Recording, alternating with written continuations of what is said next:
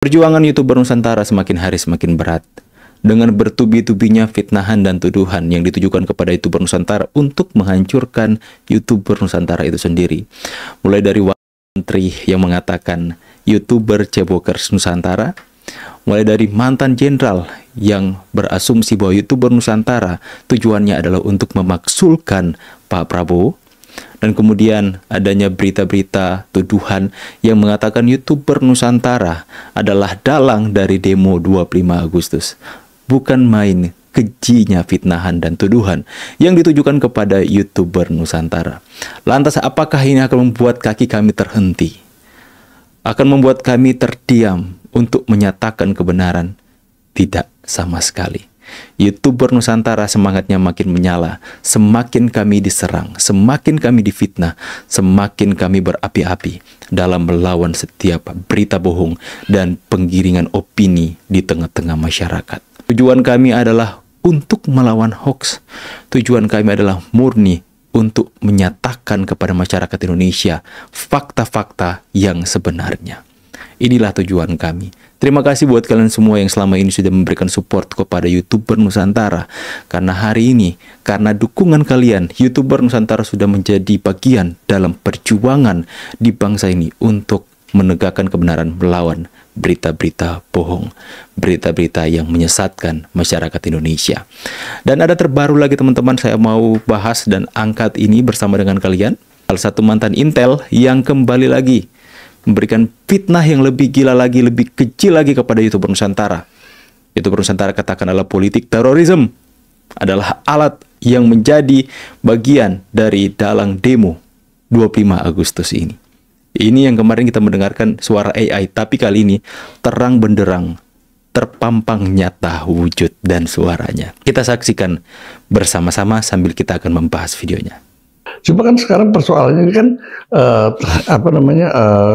narasinya ya. Betul. Narasi ini kan adalah sebuah pesanan dari kekuatan politik tertentu yang merasa terusik. Ya, kita bisa lihat ya, pada saat awal narasi yang digunakan adalah tangkap Jokowi dan paksakan Gibran dengan menggunakan mekanisme DPR. Nah, DPR kan menjadi ancaman gitu buat kelompok yang merasa bagian daripada Jokowi dan Gibran. Gitu. Sehingga apa? Sehingga dibuat ancaman karena DPR ini yang kemudian menjadi pelaku. Iya, jadi pintu gerbang kan masuk ke persoalan itu. Makanya DPR harus digusur gitu. Sehingga muncullah aksi demo yang difabrikasi ini, kan, yang dikemas terdiri dari orang-orang ya orang-orang pesanan gitu. Oke. Bapak ini mantan Intel, tapi kok cara untuk melihat situasi yang terjadi atas Indonesia ini sedangkal itu loh teman-teman. Saya tidak perlu untuk memberikan pernyataan atas pernyataannya. Soal mengatakan bahwa ini difabrikasi, demo hari ini adalah pesanan. Saya kembalikan kepada kalian semua. Saya kembalikan kepada masyarakat. Saya pikir ini adalah sesuatu yang mencemarkan gerakan demo kemarin. Saya percaya gerakan masyarakat yang melakukan demo kemarin awalnya memang murni. Masyarakat turun ke jalan karena melihat segala sesuatu yang dipertontonkan oleh DPR. Yang terlihat di layar kaca, bagaimana soal mereka joget-joget, bagaimana soal gaji tunjangan yang 3 juta per hari, saya kembalikan kepada masyarakat. Saya bertanya, silahkan tulis di kolom komentar. Apakah kalian yang turun ke demo kemarin adalah pesanan? Apakah masyarakat yang secara satu hati kemarin itu turun ke jalan menyampaikan aspirasi dengan demo mereka? Apakah itu adalah pesanan? Atau karena kalian benar-benar emosi, sakit hati melihat kelakuan para anggota DPR kemarin? Kalian tulis di kolom komentar. Dia mengatakan bahwa demo yang terjadi kemarin adalah pesanan. Adalah pesanan dari Jokowi dan Gibran. Berarti Bapak ini underestimate sekali kepada perjuangan rakyat kemarin yang turun ke jalan. Mereka teriak-teriak di jalan, demo-demo di jalan, menyampaikan suara kekesalan mereka kepada anggota DPR yang selama ini berpikir bahwa kehidupan mereka itu tidak akan terusik dan seenaknya saja untuk mengeluarkan kata-kata, mengeluarkan masyarakat tolol sedunia dan sebagainya. Ya, akhirnya masyarakat turun ke jalan menyatakan bahwa rakyat adalah tuanmu. Rakyat yang harus engkau layani. Jangan sembarangan mengeluarkan perkataan yang menyakiti hati rakyat. Seperti itu awalnya. Sekalipun ujung-ujungnya ada penyusup, ada yang menunggangi, ada yang melakukan pencerahan, ada yang membawa bom molotov, ada yang membuat kekacauan. Begitu banyak penyusup-penyusup, dan saya mengecam keras atas setiap penyusup-penyusup, ya, mafia-mafia yang menunggangi demo kemarin untuk menghancurkan Indonesia, untuk membuat Indonesia darurat militer, untuk membuat Indonesia chaos. Saya mengutuk, saya mengecam, ya, apa yang para mafia dan penyusup lakukan atas demo murni masyarakat yang ingin menyampaikan aspirasi. Begitu banyak tindakan provokatif, dan itu adalah murni suara rakyat, bukan pesanan. Ya, masyarakat turun ke jalan bukan karena DPR mempunyai kuasa untuk memaksulkan Gibran, bukan. Masyarakat turun ke jalan karena DPR itu mempertontonkan sesuatu hal yang menyakiti hati masyarakat. Anda mantan Intel, tapi pengamatan Anda tentang situasi yang terjadi hari ini begitu dangkal hanya berdasarkan kebencian Anda kepada Pak Jokowi dan keluarganya. Wow. Next, teman-teman. Gini, Pak. Apa yang kemudian membuat Bapak sebagai seorang yang lama berkecimpung di persoalan ini dengan yakin mengatakan bahwa aksi ini, bukan aksi inilah, ada banyak aksi yang kemudian dipublikasi? Hampir. Ya jelas lah. Kalau kita lihat, bagaimana Jumhur juga mengatakan, wah ini bukan, kami tidak tahu kalau misalnya kemudian berkembang narasi yang bubarkan DPR. Makanya Jumhur meminta untuk tidak terlibat kelompoknya Jumhur Buruh. Jumhur ini adalah ketua ketua Serikat Buruh terbesar di Indonesia. Nah, dari situ sudah kelihatan, Pak, bahwa gagasan demo yang awal ini sudah bergeser. Jumhur membaca ini gitu, Pak. Bahwa ini ada kepentingan siapa? Kepentingan yang akan digusur sebelumnya, yaitu kelompok Jokowi. Gitu. Nah, jadi ini bukan counter demo, ini begal demo. Begal demo. Ya, dia mengatakan demo yang hari ini akhirnya berubah dari awal saja. Mungkin Bapak harus menjadi YouTuber ya, konten kreator yang setiap hari harus mendedikasikan dirinya untuk nonton berita. Ya, mungkin Pak jadi YouTuber aja, Pak. Ya, saya mengikuti bagaimana aksi ini, isu ini ketika baru muncul. Mulai viral-viral di sosial media, saya mengikuti sejak awal demonya. Itu tuntutannya bubarkan DPR. Flyer-flyer sudah berkembang di sosial media, sudah di-share di grup-grup WhatsApp. Itu dengan topik utamanya adalah bubarkan DPR dari awal sejak itu. Dan posisi saya bisa mempertanggungjawabkan dengan rekam jejak. Saya mempunyai video, saya memberikan statement bahwa saya tidak senang dengan apa yang dipertontonkan oleh DPR hari ini. Tapi saya tidak menyetujui jika ada demo dengan topik bubarkan DPR. Karena begitu banyak pertimbangan dalam keutuhan NKRI itu sendiri. Saya bisa mempertanggungjawabkan karena saya mempunyai videonya tentunya, teman-teman ya. Itulah orang tolol sendiri. Ketika rakyat mengungkapkan kekesalannya dan sampai menceletuskan kata-kata bubarkan DPR, mereka hanya menjawab apa? Itu adalah rakyat yang tolol.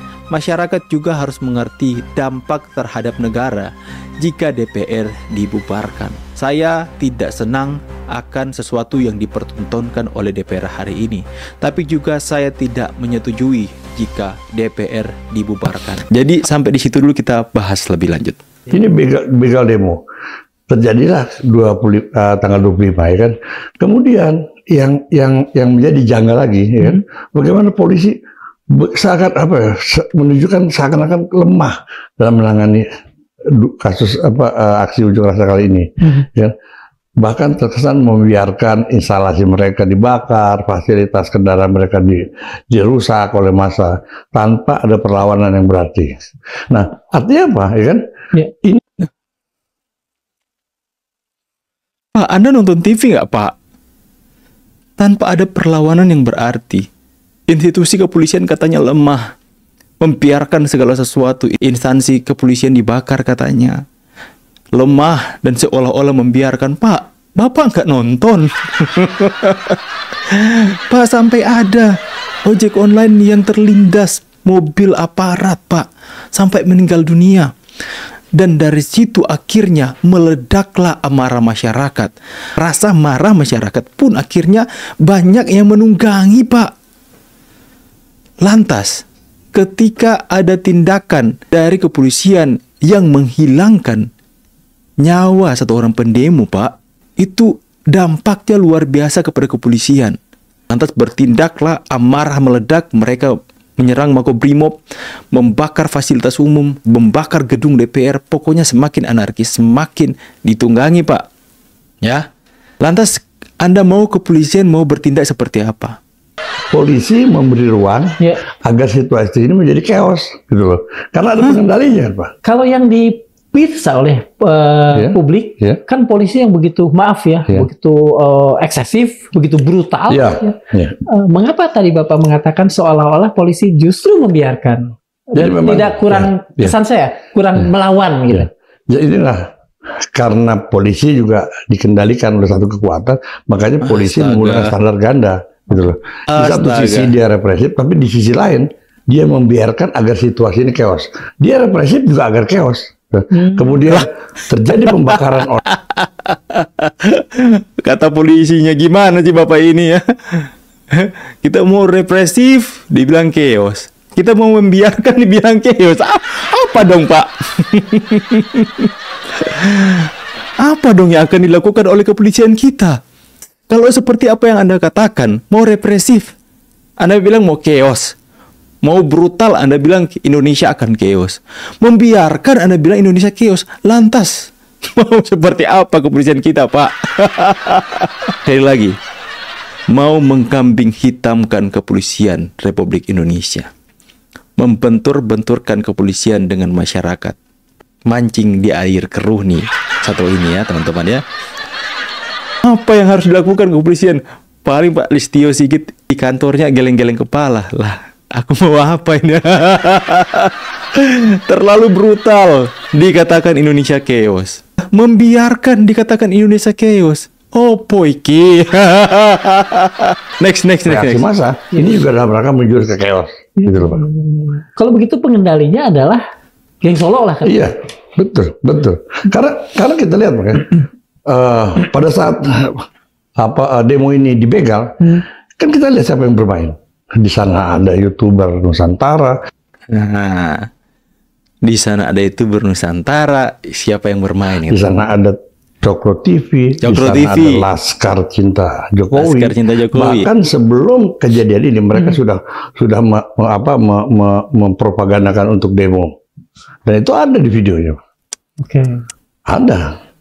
Mana Pak? Jadi gini, rasanya kita juga nggak perlu takut lah untuk menyatakan bahwa siapa di belakang aksi. Fitnah loh Pak Anda, Pak. Mencemarkan nama baik loh Anda, Pak. Aduh, nggak habis pikir ya teman-teman ya. Segala sesuatu yang terjadi atas negeri ini, yang salah siapa? Betul sekali, Jokowi. Jika ada demo, jika ada kerusuhan, yang salah siapa? Betul sekali, Jokowi. Inilah yang terjadi. Fenomena ini mungkin hanya terjadi di Indonesia saja, teman-teman ya.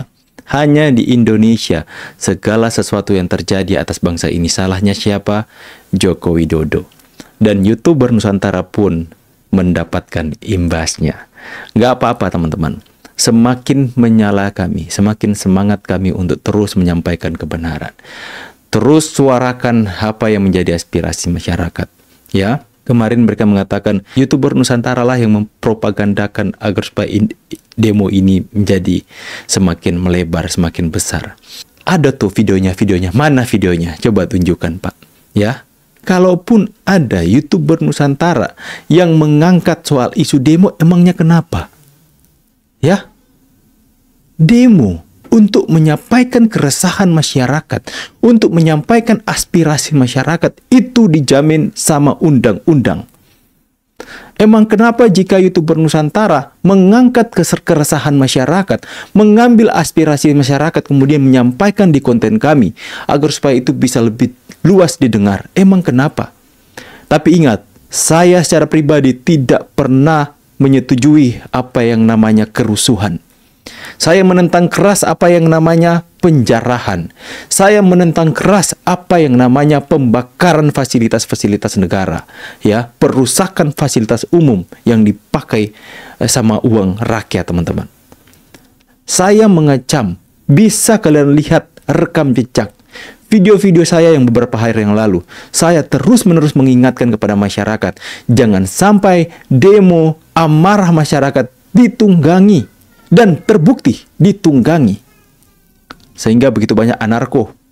Ya, ada kedapatan tuh CCTV yang menampilkan orang-orang yang diam-diam tiba-tiba membakar halte, merusak fasilitas.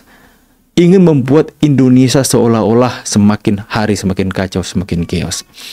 Ini perjuangan kita semua. Bukan hanya perjuangan satu kelompok saja, tapi perjuangan kita semua untuk menghajar setiap mereka yang menunggangi demo-demo masyarakat. Demo-demo masyarakat yang ingin murni turun menyampaikan aspirasi mereka, akan tetapi tiba-tiba ada yang provokatif, ada yang membuat kekacauan sehingga masyarakat yang awalnya murni akhirnya tersulut. Ya, ini adalah gerakan murni masyarakat, dan YouTuber Nusantara, kalaupun menyampaikan apa yang menjadi keresahan aspirasi masyarakat, itu adalah hal yang sangat wajar dan sangat dijamin oleh undang-undang. Yang penting kita lawan tiap berita bohong yang beredar. Lantas kemudian YouTuber Nusantara terus-menerus difitnah dan dihancurkan. Itu tidak akan memudarkan semangat kami. Itu akan membuat kami semakin berapi-api dan menyala untuk terus melawan setiap tindakan-tindakan yang ingin menghancurkan Indonesia. Kami memang adalah pendukung Pak Jokowi.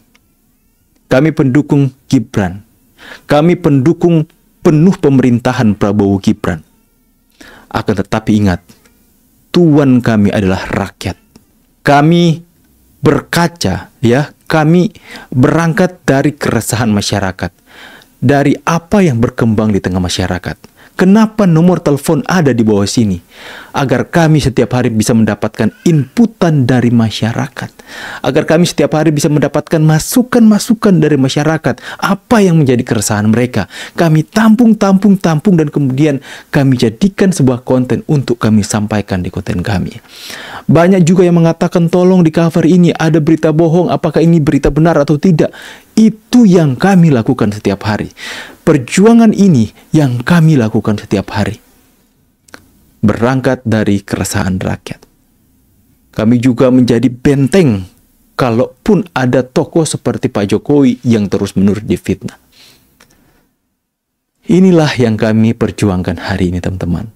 Dan tetapi jika ada upaya-upaya untuk menghancurkan YouTuber Nusantara, upaya-upaya untuk mendowngrade YouTuber Nusantara dengan berbagai macam fitnah yang rendahan, fitnah yang keji, fitnah tanpa berdasar, itu akan membuat YouTuber Nusantara semakin naik, bukan turun. YouTuber Nusantara akan semakin menyatakan bahwa kami akan terus berdiri sekalipun berat perjalanan kami. Kami minta untuk dukungan masyarakat, untuk netizen Nusantara untuk terus mengawal, karena apa yang kami perjuangkan adalah suara hati kalian, rakyat Indonesia. Ya, terima kasih buat teman-teman semua yang sudah menonton sampai di sini. Ya, inilah perjuangan kami YouTuber Nusantara. Terus berikan doa, support kalian yang terbaik agar supaya Indonesia bisa semakin hari semakin menjadi lebih baik dan setiap berita bohong bisa diimbangi dengan berita-berita yang aktual, tajam dan terpercaya. Udah kayak berita-berita TV nasional kalau kayak gini ya. Oke teman-teman ya. Terima kasih banyak buat kalian semua yang sudah menonton videonya. Nanti sampai jumpa lagi di video selanjutnya. Saya Vicky Umpu pamit, YouTuber Nusantara. And God bless. Bye guys.